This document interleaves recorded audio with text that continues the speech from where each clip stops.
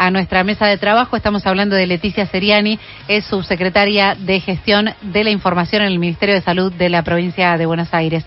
¿Qué tal, Leticia? Marita y Celina te saludan acá en Radio Provincia. ¿Cómo te va? ¿Qué tal? Buenas tardes, ¿cómo están? ¿Cómo estás, Leticia? Bueno, Leticia, primero contanos cuál es la situación respecto de la cantidad de casos, de este aumento de casos, y después esto que decíamos, ¿no? ¿Qué tenemos que hacer?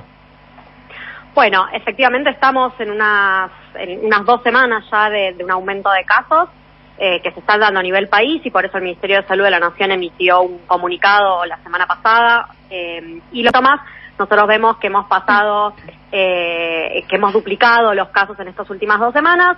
Estamos viendo un aumento que por ahora no es una situación para alarmarse, pero sí para ocuparse del tema y para refrescar algunas de las medidas de cuidado que hemos aprendido durante la pandemia. Todavía decía, no es para preocuparse porque en realidad, si bien están aumentando los casos, no estamos viendo que esto tenga un impacto en las internaciones o en los cuadros graves. Por ahora, gracias también a la vacunación y a la cobertura que todos tenemos. Pero bueno, hay que estar alertas, hay que seguir monitoreando la situación y veremos en las próximas semanas si este aumento en los casos tiene alguna repercusión en las internaciones. Hoy seguimos con un número estable de internaciones. Lo que sí vemos es que aquellas internaciones que se daban por algunas otras causas respiratorias, hoy se están dando por COVID. O sea, aumentó la proporción de casos de COVID en personas internadas que antes por ahí estaban internadas por otra patología. Y respecto a la segunda pregunta que hacían, que es ¿qué hacer? Bueno, tiene que ver por un lado, con las medidas de cuidado, como el lavado de manos, la ventilación. Obviamente aquellas personas que tengan síntomas respiratorios, fiebre, tos, dolor de garganta, quedarse en sus casas, tratar de reducir los contactos con otras personas, sobre todo si son personas de riesgo. Pueden usar barbijo o tapaboca en el caso de que estén con síntomas en su hogar, digamos. No salir de sus casas, esperar 24 horas a que se haya ido la fiebre para poder salir, y chequear el carnet de vacunación. Es lo más importante porque, como bien decían, algunos ya nos fuimos olvidando de cuántas dosis nos dimos, si nos toca, si no nos toca, entonces es importante revisar el carnet de vacunación. Hoy tenemos indicados refuerzos cada 6 meses, un refuerzo cada 6 meses, independientemente del número de vacunas que uno se aplicó, para las poblaciones de alto riesgo, que son los mayores de 50, las personas que tienen enfermedades previas o que están embarazadas, y un refuerzo anual para las personas que tienen enfermedades crónicas, para el personal de salud o para las personas que tienen entre 6 y 49 años y no tienen factores de riesgo. Así que hay que revisar el carnet. Si pasaron más de 6 meses, en el caso de la población menor de 50 y de la población sana, en el caso de la población mayor de 50 y la población que tiene alguna comorbilidad, 6 meses se dan un refuerzo, el resto al año. Así que revisar carnet y fijarse cuándo fue la última vez que se vacunó. Hay vacunatorios disponibles en toda la provincia, vacunatorios municipales, en los hospitales se sigue vacunando con COVID. Hay dosis, hay vacunas, así que es acercarse nomás sin turno y si corresponde darse ese refuerzo. Ahora, Leticia, la población que no estamos dentro de esos grupos que mencionaste, que son en los que se está poniendo foco todo el tiempo, ¿hasta qué dosis nos correspondía, digamos? No, que es muchas veces la duda que nos surge, no sé. Y nos tocaría el refuerzo. Es hasta la 5ª, digamos. No, es que por eso ya dejamos de contar la cantidad de dosis. Bien. En el caso de la población menor de 50 años y que no tiene ninguna otra comorbilidad, es una dosis al año. No importa cuántas dosis uno se dio, como si fuera la vacuna de la gripe para los grupos que tienen indicación. Claro. Digamos, una vez al año hay que vacunarse, si sos población sana y menor de 50. Leticia, ¿hay alguna recomendación de algún momento del año? Digo, pensaba, por ejemplo, antes de que arranque los fríos, ¿puede ser? ¿O es lo mismo cualquier momento del año? No, en realidad lo que hay que tratar es que cuando se cumple ese año, vacunarse. Claro. No dejar pasar más. Depende cuando te haya caído la última dosis, digamos. Exactamente, no dejar pasar más de un año. Eso, digamos, si ya pasó más de un año, si a uno revisa el carnet y ya pasó año y medio, por ejemplo, y no se vacunó, este es un buen momento, porque estamos viendo un aumento de casos y entonces, bueno, mejor darse la vacuna ahora para que si efectivamente esto sigue aumentando, estar protegido. Estamos viendo, digamos, en el hemisferio norte hubo un aumento de casos, hay circulación de nuevas nuevas variantes. Te iba a preguntar por eso, por las nuevas variantes. Digo, ¿qué pasa aquí? Porque veíamos que había como cierta alerta en otros países y de la Organización Mundial de la Salud. ¿Qué pasa con respecto a eso en nuestro país? Sí, efectivamente, hay presencia de nuevas variantes. Por ahora no hay ninguna variante que sea de preocupación, lo que se llama o lo que la Organización Mundial de la Salud denomina variantes de preocupación. Sí son variantes que están bajo monitoreo. En principio, digamos, las vacunas protegen contra estas nuevas variantes, con lo cual la clave sigue siendo la vacunación. Pero bueno, como siempre y como nos ha pasado durante todos estos años de pandemia, esa es una situación que hay que monitorear porque las variantes van cambiando y nunca sabemos esa nueva variante qué repercusiones va a tener en términos de gravedad y en términos de protección con las vacunas. Por ahora no es una situación para alarmarse, hay circulación de nuevas variantes a nivel mundial. En nuestro país también tenemos circulación de esas nuevas variantes, por ahora en poca cantidad, y se está reforzando también la vigilancia genómica, que es la vigilancia que se hace justamente para poder identificar cuáles son las variantes que están circulando. No es una situación para que tengamos miedo, sí para que volvamos a poner el COVID en agenda, digamos, sobre todo la vacunación. Sí, que muchas prácticas quedaron, ¿no? Digo, hoy vemos que la población enseguida recurre al barbijo si tiene algún síntoma, que hay como una advertencia y una mirada a ver qué tipo de síntomas tiene y de no acercarse, no compartir, no sé, el mate que quizás se volvió a compartir en algunos ámbitos. Digo, quedamos un poco en alerta post pandemia, ¿no? Sí, tal cual, y de alguna manera hay que aprovechar también eso. Nosotros estamos muy acostumbrados, o estábamos muy acostumbrados a continuar casi normalmente con la vida, a pesar de no sentirnos bien, incluso tal vez estábamos con un poco de fiebre, pero si más o menos uno se sentía bien, se tomaba algo, iba a trabajar igual, o hacía una vida más o menos normal. Bueno, eso hay que evitarlo, creo que el COVID nos enseñó mucho en ese sentido, entonces me parece que eso es lo más importante, digamos, que la presencia de síntomas, hoy, digamos, la verdad es que por suerte y por la situación que tenemos respecto a la vacunación, tener COVID es muy parecido para la mayoría de la población a tener una gripe en términos de las consecuencias sobre la salud, pero sabemos que todavía sigue habiendo grupos de población para los cuales tener COVID puede ser grave. Entonces, para cuidar al resto, no solamente para cuidarnos nosotros, sino también para cuidar a los que nos rodean, es importante que si tenemos algún síntoma, hagamos reposo, nos quedemos en casa, tratemos de no estar en contacto con otras personas, y si no tenemos síntomas, bueno, aprovechar y reforzar tal vez esas medidas de cuidado como el lavado de manos, la ventilación de los ambientes, ahora sobre todo que las temperaturas empiezan a ser un poquito más altas y es más fácil ventilar y estar con las ventanas abiertas, bueno, adoptar nuevamente esas medidas que van a ayudar a cuidarnos. Leticia, es importante ahora en este marco saber, en el caso de que tenga síntomas, si estoy transitando esta enfermedad o no, o es indistinto ya pensar que es una gripe. Digo, pensando en que ya uno no tiene un lugar donde ir a hisoparse, tal vez justamente porque no sea trascendente que me entere ahora si tuve coronavirus o fue otra cosa.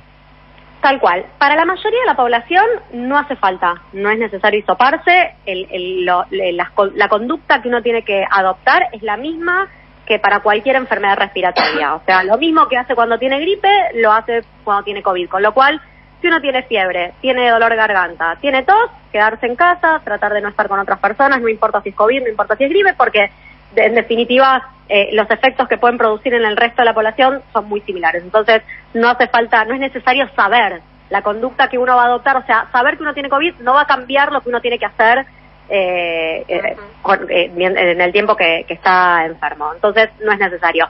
Para aquellas personas que tienen alguna enfermedad, alguna comorbilidad o que son adultas, digamos mayores de 50 años, es bueno que puedan acercarse al sistema de salud para que se hisopen y para ver si efectivamente se trata de COVID o de otra enfermedad, porque ahí sí uno puede estar alerta respecto a algunos síntomas de alarma y la conducta puede ser distinta con una u otra enfermedad.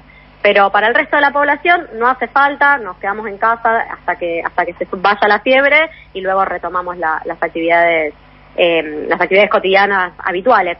Es distinto cuando había un protocolo que indicaba el aislamiento de los contactos, digamos, entonces ahí sí era importante porque uno tenía que identificar contactos, bueno, cuando no teníamos vacunación.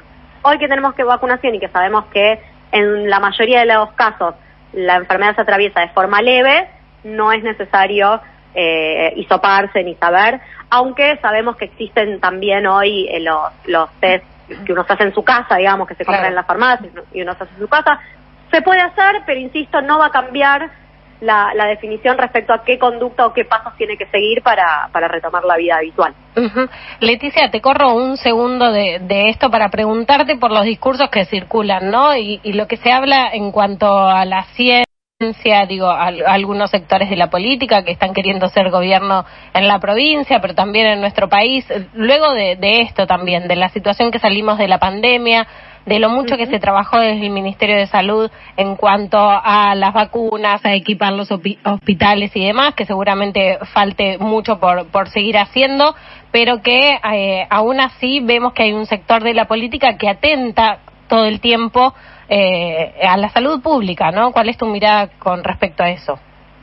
Sí, yo creo que se atenta contra la salud pública, pero porque en realidad hay una concepción respecto a lo que es el Estado, ¿no? Y una mirada que pone en tensión el rol del Estado y que trata de incentivar el achicamiento del Estado, que tiene repercusión en distintos, en toda la vida de una persona, pero en el caso particular de la salud, creo que además la pandemia, si hay algo que ha demostrado, es que cuando, para decirlo en criollo, digamos, cuando las papas queman, necesitamos al Estado, y no solamente lo necesita aquel que no tiene otra cobertura de salud más que la pública, sino que lo necesita también el sector privado, las obras sociales. En la pandemia hubo respiradores en las clínicas de las prepagas más caras del país, porque los compró el Estado Nacional. Entonces me parece que la pandemia nos sirve también para dar cuenta de la importancia del Estado, de la importancia de un Ministerio de Salud y de la importancia de un sistema de salud como el que tenemos, que con todos los déficits, todo lo que falta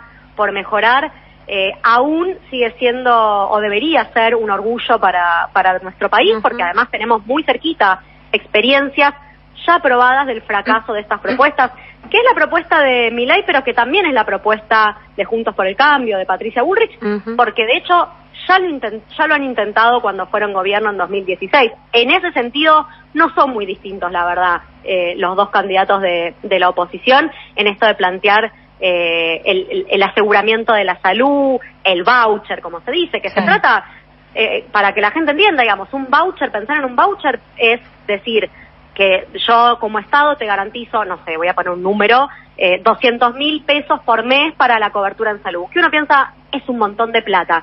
Es un montón de plata en la medida en que uno no necesita el sistema de salud. Ahora, si vos tuviste la mala suerte de haber tenido un accidente, por ejemplo, en la calle... Digamos que te tienen que pasar pocas cosas. Te tienen que pasar pocas cosas porque cualquier cosa que te suceda no te va a alcanzar la plata, y entonces lo que te va a pasar es lo que pasa hoy en muchos países, como Colombia, como Estados Unidos, como Chile, que es familias endeudadas porque han tenido que hacer frente a alguna situación de salud propia o de algún ser querido y han tenido que hipotecar su futuro para poder garantizar el acceso a la salud, en el mejor de los casos. En el caso donde uno tiene algo que hipotecar y en el peor de los casos no accedes. Entonces me parece que bueno, hay que poner en claro las dos cosas, lo que implican estas propuestas, y por otro lado lo importante que es tener un Estado y un Estado grande, ¿no? El gobernador creo que lo dice de una manera muy clara. Todos piden más escuelas y al mismo tiempo piden menor cantidad de trabajadores en el Estado, como si las escuelas funcionaran solas, como si los hospitales no necesitaran de médicos, de enfermeros, de administrativos, de personal de limpieza. Agrandar el Estado es eso, es tener más gente que limpie los hospitales, más gente que cocine, más gente que de turnos, por supuesto, más médicos, más psicólogos, más enfermeros. Pero eso de eso estamos hablando cuando ponemos en discusión el Estado grande o el Estado chico, ¿no? A veces hablar es un juego, digamos, porque está instalado en el inconsciente colectivo de alguna manera la idea de que agrandar el Estado es llenarlo de gente que no trabaja y que solo cobra un sueldo sin prestar atención que cada vez que uno tiene un vínculo con el Estado en sus distintas formas, hay atrás un trabajador que está garantizando el acceso a un derecho, y entonces me parece que eso es lo que hay que poner en discusión y bueno, y creo que la pandemia nos ha ayudado mucho para para que eso sea mucho más visible. Claro. Aún para gente que nunca había tenido que apelar al sistema público de salud y que recibió una vacuna en un vacunatorio que el Estado sostuvo y que lo atendió con la calidad y con el amor y el acompañamiento que no se ve muchas veces en el sistema privado o en el de las obras sociales. Gracias, Leticia, por este rato con Radio Provincia, muy amable. Gracias a ustedes, un abrazo. Abrazo. Leticia Seriani es subsecretaria de Gestión de la Información en el Ministerio de Salud de la provincia.